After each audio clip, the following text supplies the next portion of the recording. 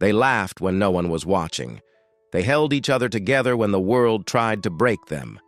But behind every radiant smile was a truth neither dared to speak, a truth stitched with heartbreak, pride, and a silence that nearly destroyed their bond. For years, Elton John hid the real story of the princess who changed him forever. And now, the curtain finally lifts. The night everything began, 1981. The truth is this: legends don't collide by accident. Something in the universe shifts first. And on a warm summer night in 1981, inside the glittering halls of Windsor Castle, destiny moved. Britain was drowning in fairy tale fever. A shy kindergarten teacher named Diana Spencer was days away from becoming a princess, and the world adored the image they were given. But behind the polished walls of royalty, another story was quietly unfolding, one that no headline ever captured. Elton John, already a global icon, sat at the grand piano in the ballroom that night, feeling strangely out of place among the diamonds and titles. He later admitted he felt like an outsider wearing borrowed confidence. The chandeliers glowed, the aristocracy whispered, and then the air changed. She walked in, young, luminous. Not yet a princess, but already unforgettable. Diana Spencer crossed the room with a grace that seemed effortless, almost rebellious in its innocence. When her eyes met Elton's, something disarmed him instantly. She smiled, not the formal royal smile she would later be forced to perfect, but a warm, almost mischievous beam that cut through centuries of protocol. Within minutes, they were talking like old friends. Within seconds more, they were laughing, really laughing, at the stiff music echoing around them. And then came the moment that would echo through Elton's memory forever.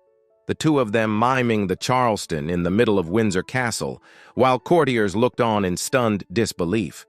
Even the Queen cracked a smile. Elton would later confess, "It felt like I had known her forever," because what he saw wasn't a princess to be.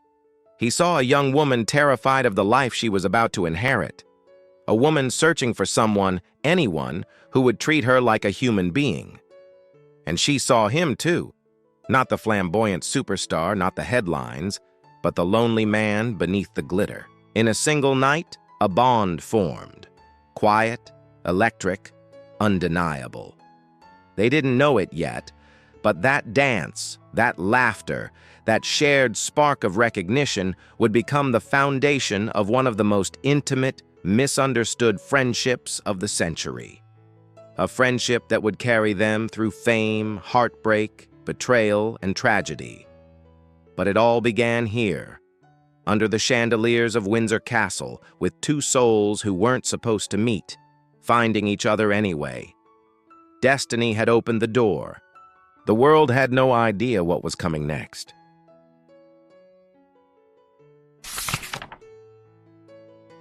A friendship forged in the fire of fame. The world saw glamour, cameras flashing, royal galas, perfect smiles. But what no one knew was that behind every public appearance, a far quieter story was unfolding, one written in whispered confessions, stolen moments of honesty, and two souls trying not to drown under the weight of expectation. Throughout the 1980s and early 1990s, Elton John and Princess Diana became something rare in a world fueled by image.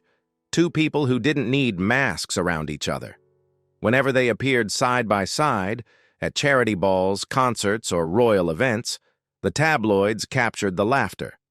What they never captured was the truth behind it, because both of them were breaking. Diana's marriage to Prince Charles was growing colder by the year. The palace walls felt more like a prison than a home. The press dissected her every gesture, every dress, every rumor. She battled sleepless nights and the silent war of bulimia, a secret she carried alone. Elton recognized that pain instantly.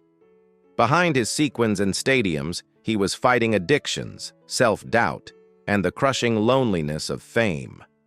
The world adored the persona. Few cared about the man. It was this shared vulnerability that bound them. Two icons, raised high by millions, yet crumbling in private. Diana attended Elton's AIDS charity events long before it was considered acceptable. When the world feared the disease, she walked into hospital rooms without gloves, holding the hands of patients who had been abandoned by society. Elton said later, "That single act changed everything." It was the moment he understood the depth of her courage. There were lighter days, too, moments the public never saw. Diana teasing him about his outrageous outfits. Elton laughing at her eye rolls whenever aristocrats became too pompous. Inside those stolen pockets of joy, they found what neither fame nor royalty could offer, relief. But even joy came with shadows. Celebrities gravitated to her like moths to a flame.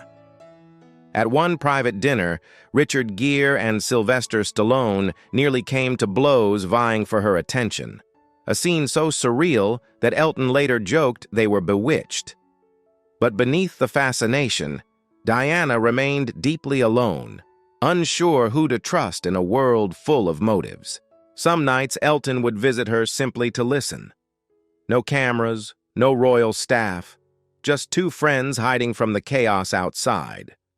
By the early 90s, their friendship had become a lifeline, complicated, intense, and unbreakable. Or so they thought. Because fame is a demanding companion, and pressure has a way of cracking even the strongest foundations. Soon, a misunderstanding would rise between them, sharp enough to tear them apart and painful enough to haunt them for years. They didn't know it yet, but the storm was already forming.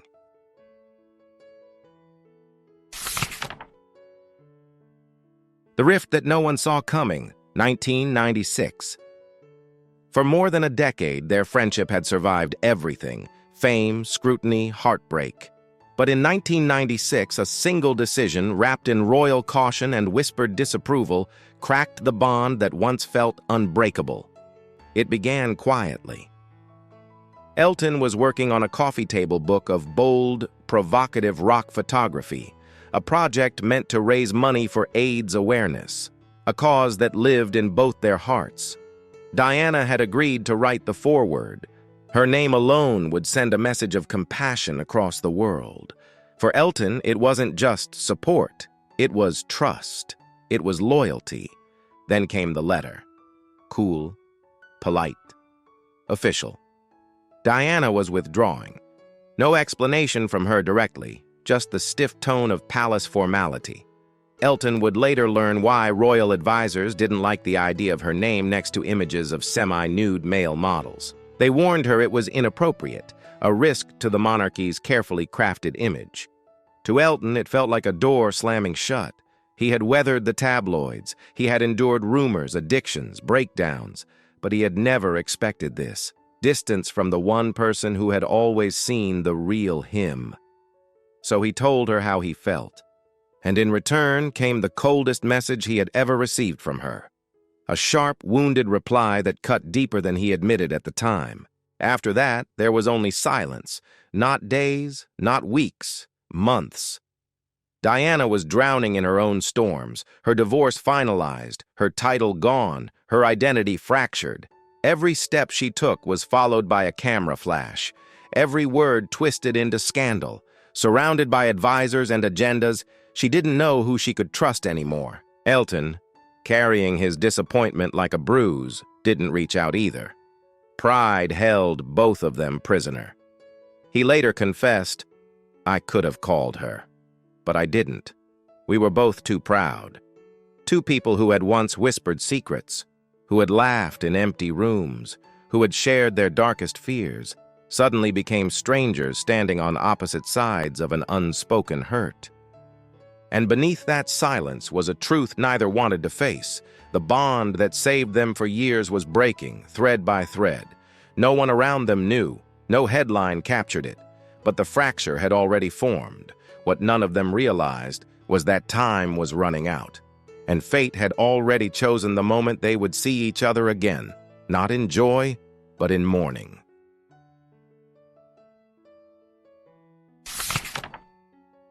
The reunion born from tragedy, 1997. Some reunions happen in laughter. Theirs happened in grief. On a July morning in 1997, the world froze at the news Gianni Versace had been murdered outside his Miami home.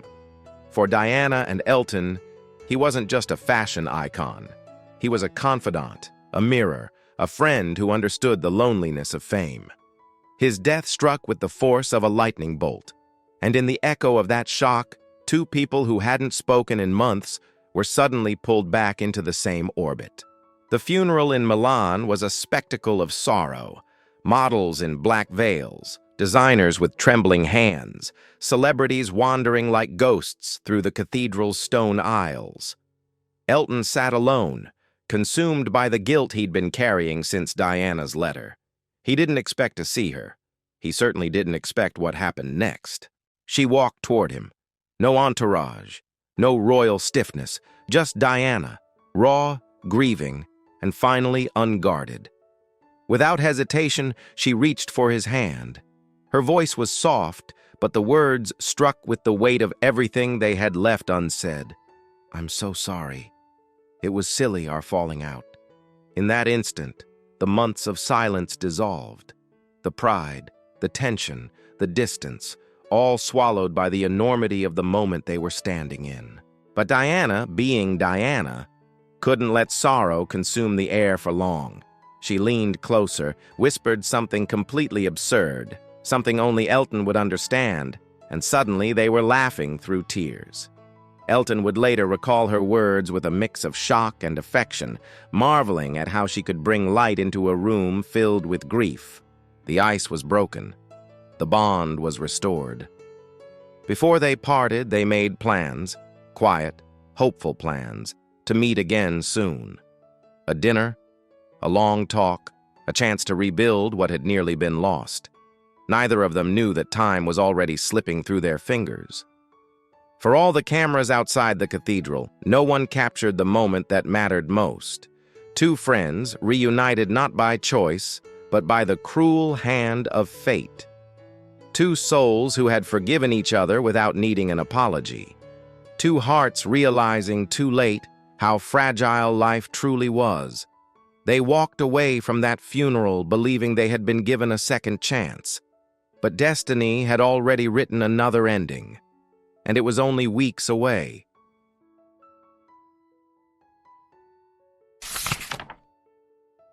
The night the world stopped, 1997.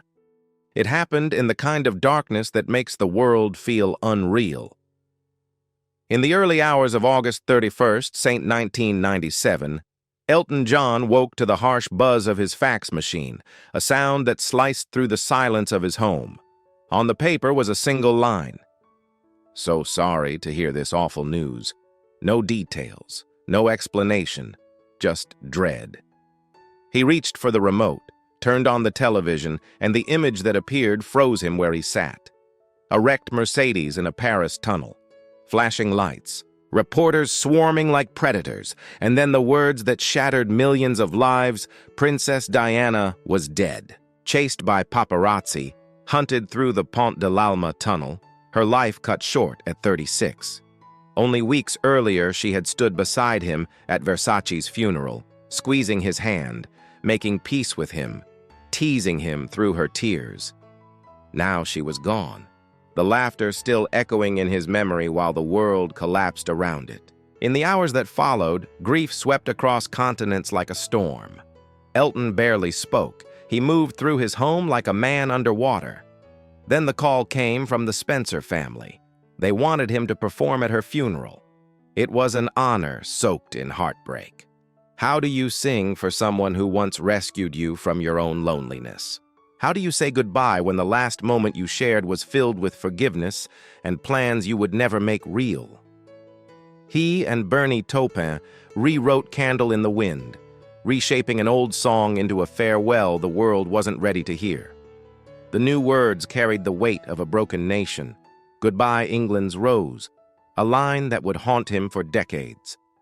On September 6, 1997, inside Westminster Abbey, the world held its breath as Elton sat before the piano. 2.5 billion people were watching, but he felt only one presence, the giant absence of the woman he had loved like family. His hands trembled, but he played anyway, each note a wound, each lyric a truth he wished he never had to sing. When the final chord faded, the silence that followed felt heavier than stone. Candle in the Wind, 1997, would become the best-selling single in history, but Elton never celebrated it. To him, it was not a triumph.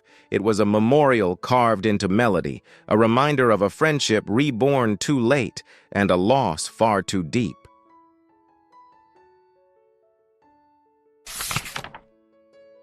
The legacy she left in his hands.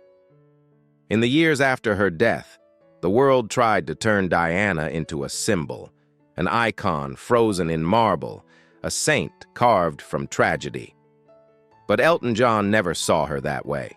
To him, she remained the woman who once danced beside him in a palace, who whispered her fears in dimly lit rooms, who laughed so loudly it made royalty look over their shoulders.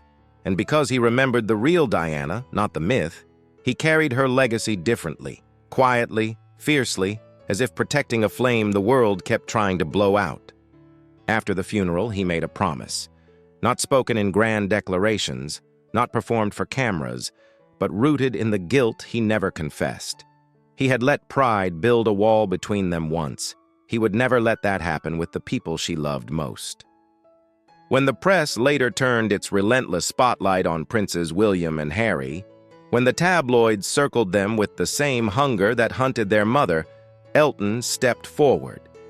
Not as a celebrity, not as a performer, but as the friend Diana would have wanted at their side. He defended them publicly, welcomed them into his home privately, and stood between them and the noise that had destroyed her. Yet even as he protected her sons, he carried the weight of the past.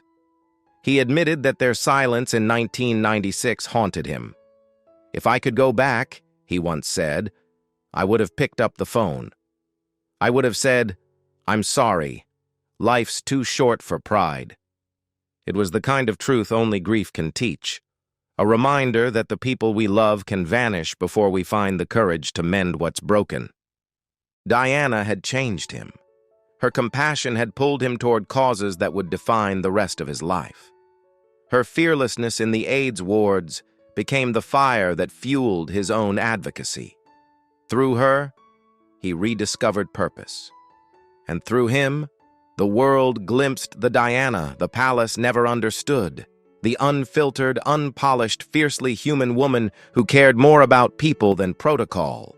Even now, when Elton sits at his piano and the arena falls silent, there is always a moment, a breath before the music begins, when he feels her presence.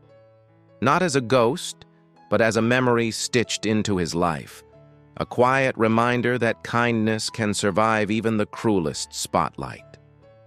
Their friendship had been forged in laughter, fractured by pride, healed by tragedy, and immortalized by a single song. Time has carried them both far from that first night in Windsor Castle, but the bond they built, messy, fragile, unforgettable, never really died. Because some connections don't end. They echo, they linger, they burn like a candle that refuses to go out. And somewhere in that glow, Elton still hears her laughter.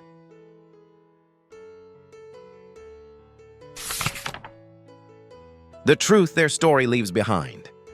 The bond between Elton John and Princess Diana was never built on fame, headlines, or the perfectly staged smiles the world adored. It began with a spark on a dance floor, grew stronger through shared wounds, fractured under pressure, healed in the shadow of tragedy, and ended with a farewell that echoed across the globe. What the world saw were moments. What they shared was something far deeper. Diana saw the man behind the sequins and stadium lights. Elton saw the woman trapped inside a life she never chose. They recognized each other's loneliness long before they ever spoke it aloud. Through laughter, confession, and the rare honesty reserved only for the people who truly understand us, they became each other's refuge in a world that demanded perfection but offered no mercy. And when fate stole their second chance, it was Elton who stood before millions and said goodbye for both of them. Candle in the Wind wasn't a performance. It was a promise kept, a final gift from a friend who wished he'd had more time. Even as the song became the best-selling single in history, Elton never celebrated it because it belonged to grief, not glory. Their story endures because it reveals something the world often forgets. Behind every legend is a human being longing to be seen. Diana's empathy changed him. His loyalty protected the memory of her sons. And together, even in the brief time they were allowed, they created a bond strong enough to outlive them both. In the end, their friendship survived pride, pressure, and tragedy. It remains a reminder that real connection is rare, fragile, and unforgettable. A light the world tried to dim, but never could. So tell me, which part of their journey stays with you the most?